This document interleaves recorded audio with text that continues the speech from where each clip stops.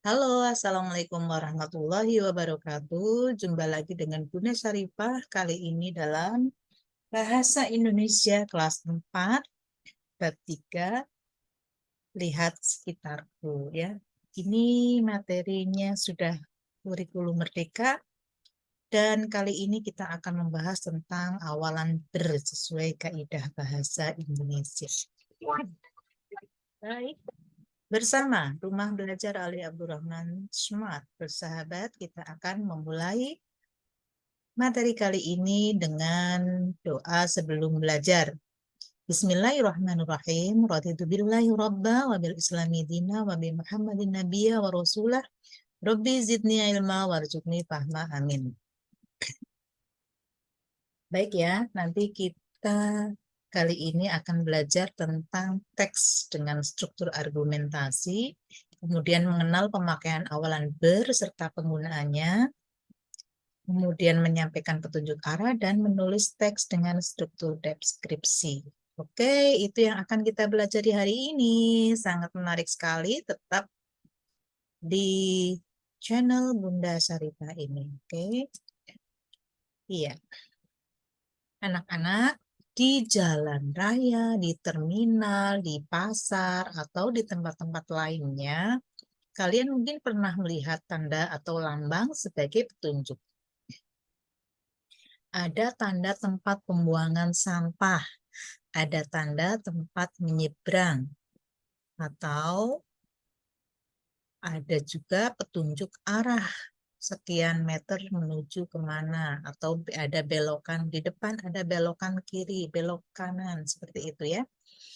Iya, tanda atau lambang seperti itu disebut rambu-rambu.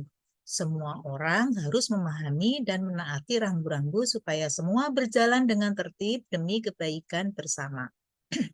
Gambar-gambar di bawah ini disebut rambu lalu lintas. Rambu lalu lintas bisa berupa lambang, huruf, angka, atau kalimat. Gunanya untuk memberikan peringatan, larangan, perintah, dan petunjuk bagi pemakai jalan. Pernahkah kalian melihatnya? Contoh ya, ini untuk yang ini Bekasi Bogor seperti itu. Berarti kalau lurus Bekasi, kalau belok kanan ke Bogor seperti itu. Dan untuk yang kuning ini petunjuk arah bahwa di depan itu yang pertama itu ada belok kanan, kemudian ada belok kiri. Kalau yang lingkaran merah itu disilang berarti mobil dilarang parkir di situ. Itu bukan parkir, tapi dilarang lewat. Gitu. Nah, yang biru ini adalah petunjuk bahwa di situ adalah tempat penyeberangan jalan. Oke, kalau diperhatikan warnanya apa yang sama? Apakah ada yang sama dari kelima yang ada di situ? Apakah ada yang berbeda juga? Dapatkah kalian menduga artinya? Hmm.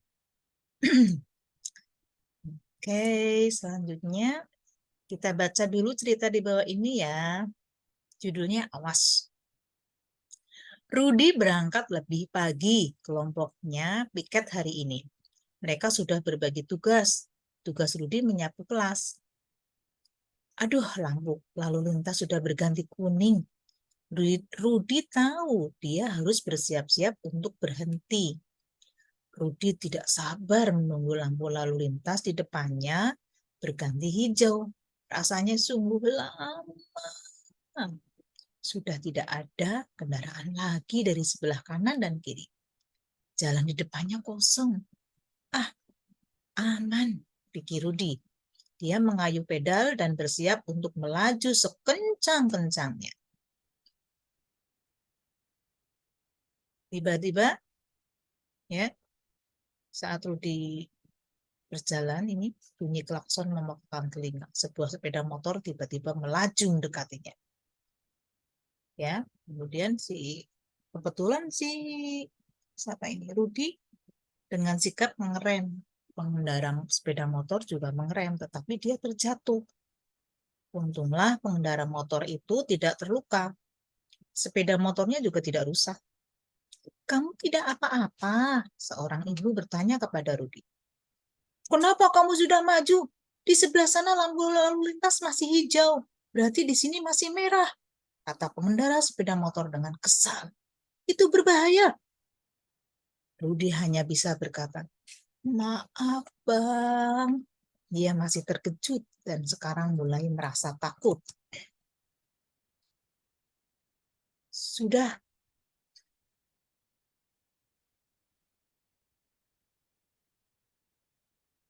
sekarang tidak ada yang terluka, kata ibu itu menengahi. Kalian tidak pakai helm, itu juga berbahaya. Hati-hati ya nak, pesan ibu itu. Perhatikan kata-kata yang disorot kuning ya pada cerita awas di atas. Tahukah kalian artinya? Agar kalian lebih paham, lengkapilah kata di bawah ini dengan kata-kata yang sesuai. Rudi membunyikan bel sepedanya. Bang Tanto membunyikan titik-titik sepeda motornya. Nah, kalau dalam sepeda adanya bel ya. Kalau di motor tuh namanya apa ya? Kemudian nelayan mendayung sampan. Rudi titik-titik sepeda. Nah, jika sampan didayung, maka sepeda diapakan? Pilihan jawabannya ini yang ada di sebelah kanan. Antara sigap, helm, mengayuh, klakson, atau lampu lalu lintas, atau ngerem. Kemudian yang ketiga, ayo bergeraklah dengan titik-titik, jangan bermalas-malasan. Nah, bergerak itu yang sat-set itu yang bagaimana ya? Yang nomor 4, Rudi titik-titik sepedanya supaya berhenti. Nah, agar sepedanya berhenti itu diapakan ya? Nomor 5, titik-titik dipakai untuk melindungi kepala. Apa yang dipakai di kepala ketika seseorang mengendarai sesuatu? Kemudian yang keenam, jika titik-titik menyala merah, berarti kendaraan harus berhenti. Apanya yang menyala merah ya? Ada di sini pilihan jawabannya ya. Kayaknya gampang-gampang banget deh ini. Oke ya. Selanjutnya, diskusikanlah kembali cerita awas bersama teman dan guru. Kalian dapat menjawab pertanyaan-pertanyaan di bawah ini sebagai bahan diskusi. Oke, pertanyaan yang pertama, di mana Rudi berada di jalan raya menuju ke sekolah? Nomor 2, mengapa pengendara sepeda motor itu marah kepada Rudi? Karena Rudi ketika lampu masih merah, dia sudah jalan. Yang ketiga, mengapa Rudi memutuskan maju saat lampu lalu lintas belum berwarna hijau? Karena sudah ingin cepat sampai sekolah, tiket ya. Menurut kalian bagaimana perasaan Rudi? Oh, pasti kalau guru yang ada di posisinya Rudi sangat takut ya dimarahi orang, kemudian hampir tertabrak, itu rasanya pasti gemetaran itu. Jadi, jika kalian menjadi Rudi, apa yang kalian lakukan? Tidak akan melintasi lampu merah, menunggu lampu hijau menyala. Pernahkah kalian mengalami kejadian seperti itu? Pernah nggak? Ayo. Kalau pernah, silakan diceritakan. Oke? Oke. Yang selanjutnya yang akan kita pelajari adalah tentang paragraf argumentasi. Saat berdiskusi atau menyampaikan pendapat secara lisan atau tertulis, kalian perlu menyebutkan alasan atau penyebab kalian berpendapat demikian. Makin kuat alasan atau didukung oleh bukti-bukti seperti peraturan atau data ilmiah, itu maka makin kuat pula pendapat kalian. Pernyataan yang kalian sampaikan itu disebut argumentasi. Jika argumentasi disampaikan dalam bentuk tertulis atau dalam sebuah paragraf, paragraf yang kalian tulis disebut paragraf argumentasi. Oke. Bagaimana sih ciri-ciri paragraf yang argumentasi itu? Satu ya, biasanya mengandung pendapat, keyakinan, dan pandangan terhadap sebuah permasalahan. Yang kedua, ada data akurat yang dipakai untuk meyakinkan orang lain, entah itu berupa misalnya ya, SK, surat keterangan, atau apa itu, data pertanggungjawaban ya, yang berupa bagan misalnya ya, bagan atau laporan atau dari jurnal, karya-karya ilmiah seperti itu ya. Itu. memang ada dasarnya seperti itu. Mungkin dibuktikan juga dengan foto-foto atau gambar-gambar yang menguatkannya. Nah, yang ketiga, menjelaskan permasalahan dengan cara menganalisis dan menganalogikan. Kemudian yang selanjutnya, yang keempat, terdapat kesimpulan dalam bentuk pendapat yang lebih luas, tetapi bukan merupakan penegasan kembali topik utama. Biasanya kalau argumentasi itu kata-katanya diawali dengan kata menurutku titik. Atau aku tidak setuju sih karena bla bla bla bla gitu ya. Betul sekali, aku setuju. Aku sependapat denganmu karena ya, jadi semuanya itu harus ada alibinya, harus ada penguatnya, harus ada alasannya gitu ya, ada argumentasinya seperti itu.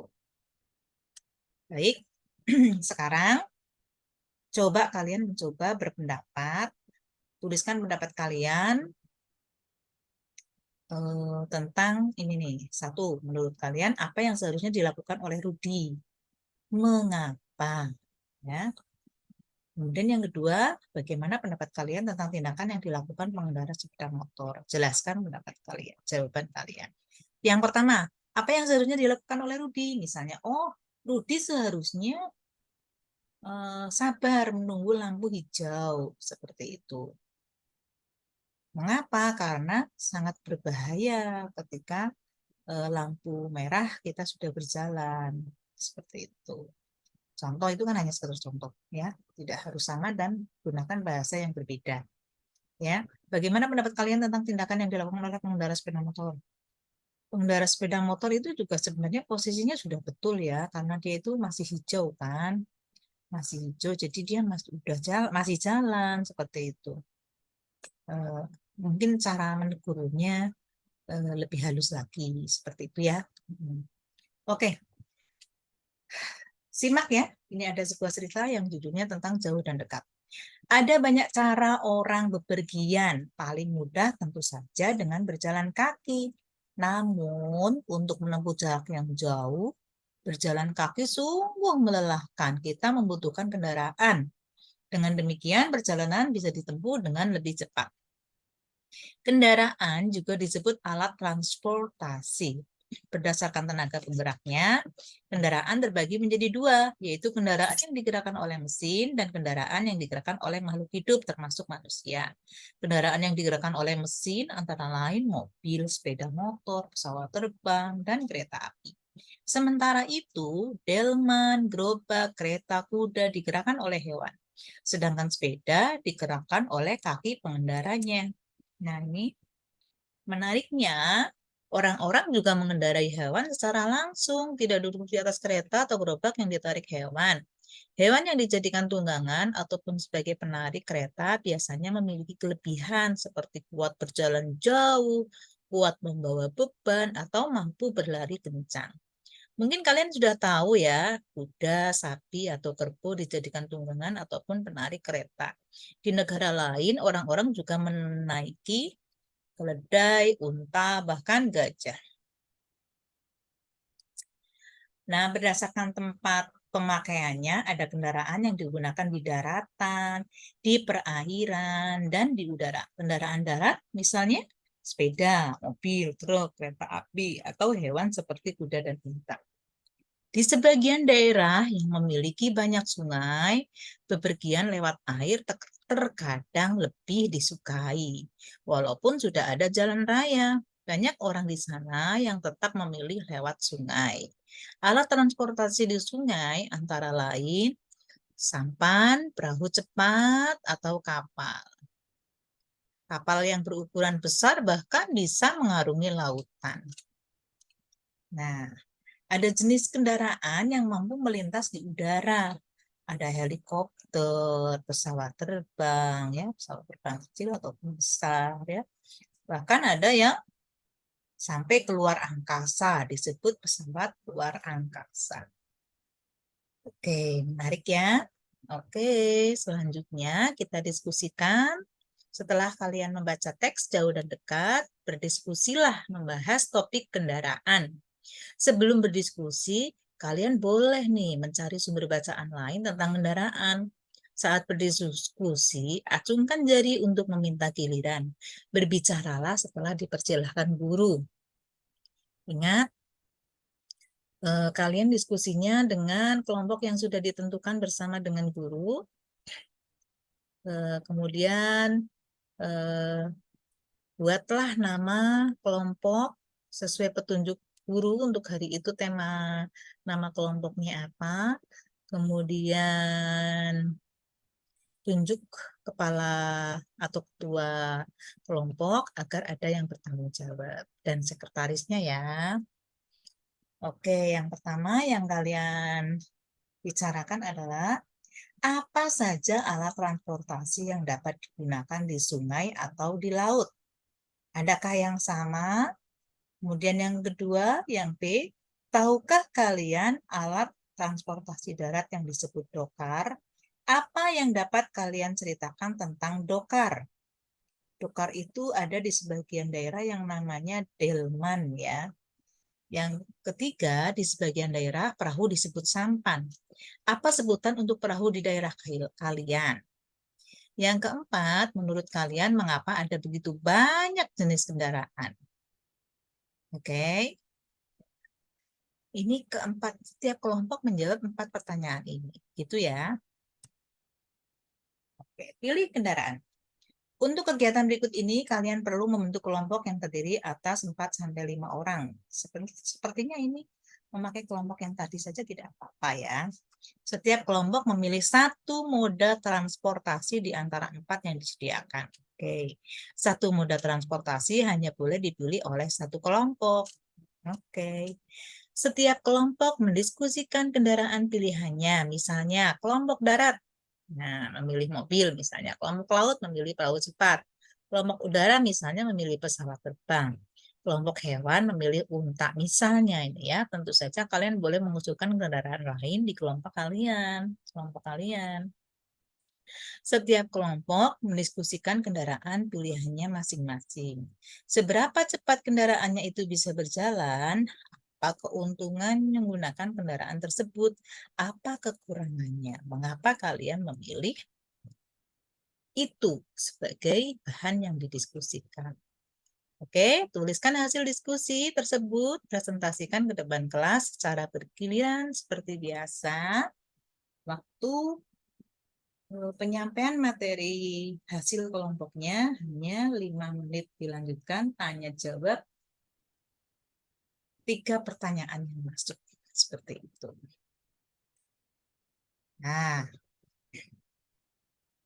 selanjutnya, jika kemarin kita belajar tentang awalan me, kali ini kita belajar tentang awalan ber. Fungsinya sebagai pembentuk kata kerja atau kata sifat. Kata kerja yang dibentuk oleh awalan ber tidak membutuhkan objek. Karena itu, kalimat yang dihasilkan tidak bisa dijadikan kalimat pasif. Penulisan kata yang memiliki imbuhan ber termasuk mudah, yaitu ber ditambah kata dasar. Namun, kalian harus berhati-hati. Ada pengecualian untuk kata dasar yang diawali huruf R atau yang suku kata pertamanya berakhiran R. Lihat contoh pada tabel di bawah ini.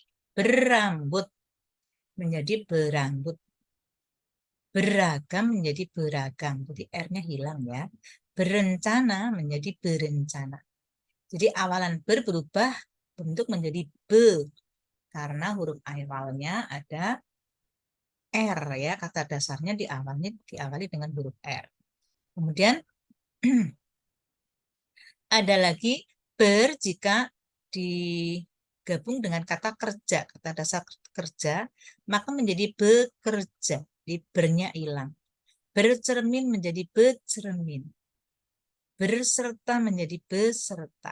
Gitu. Kemudian untuk berajar, ya, maka menjadi belajar. Berunjur menjadi belunjur. Ya, ini pengecualian khusus ya. Ya, bermain, berkunjung, bersekolah ya. Ini umum. Ini aman-aman saja. Tidak ada perubahan, hanya digandeng saja seperti itu. Ber plus kata dasar. Gitu ya. Oke. Nah, coba kalau capung titik-titik terbang di udara, itu makanya itu menggunakan imbuhan ber atau beran, ya. Jadi kalian memilih memasukkan ditambahi dengan kata ber atau beran. Jadi kalau capung bertitik-titik di udara, kayaknya lebih tepatnya menggunakan beterbangan, gitu deh ya. Bima bersekolah. Tuti berambut panjang. Tina dan Tini bermain petak umpet. Bibi bercermin. Adik belajar, petani bekerja, kerbau berendam. Gitu ya. Oke, gampang sekali. Iya, oke. Yang selanjutnya, tuliskan pengalaman belajar bepergian kalian. Ya, jadi ketika kalian bepergian, itu ceritakan dari awal kalian berangkat sampai pulang. Nah, seru kan? Pasti ada cerita di sana.